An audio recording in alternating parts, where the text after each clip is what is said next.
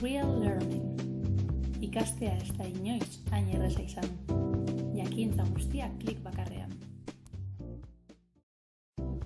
Kaixo lagun. Bideo honetan, zenbaki hamartar zehatzak zatiki eran jartzen ikasiko duzue. Hau da, haien zatiki sortzailea kalkulatzen. Zenbaki hamartar zehatza zer den oraindik ez badakizu, zenbaki hamartarren inguruan egindako bideoa ikustea gomendatzen dizut.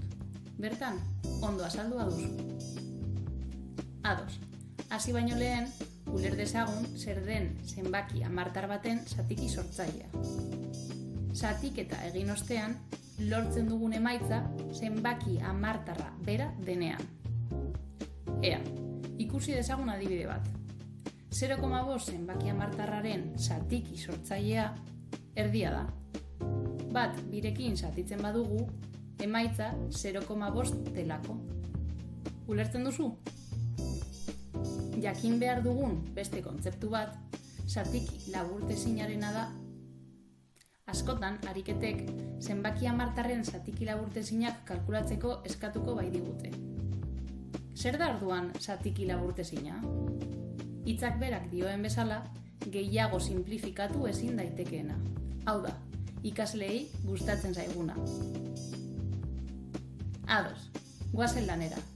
Zenbaki hamartar zehatz hauek haien zatiki sortzailetara pasatzeko eskatzen digute.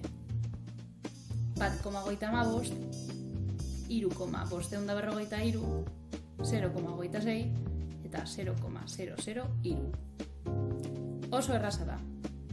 Goiko partean, zenbakiaren balioa idatziko dugu komarik gabe. Kasu honetan, 155. Behean, zein zenbaki jarri behar dugun jakiteko, komaren atzean dauden zifrak zenbatuko ditugu. Kasu honetan, 2 daude. Beraz, 2 0 idatziko ditugu. Eta bat zenbakia aurrean. Listo, badago, hau da dena. Erraza ez da? Hurrengokoak zuk egitea gomendatzen dizut. Gera ezazu bideoa, bilatu zenbaki hauen zatiki sortzailea eta ondoren konprobatu. Sorte on!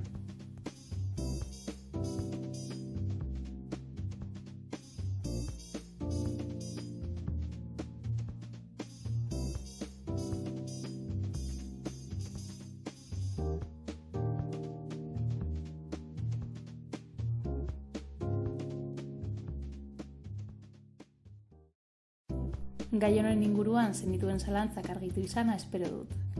Parteka ezazu zure inguruko lagun, ikaskide edo gurasoekin, eta horrela haiek ere laguntza jaso dezakete. Bideoa baliagarria izan bazaizu, ezahaztu zure botoa emateaz.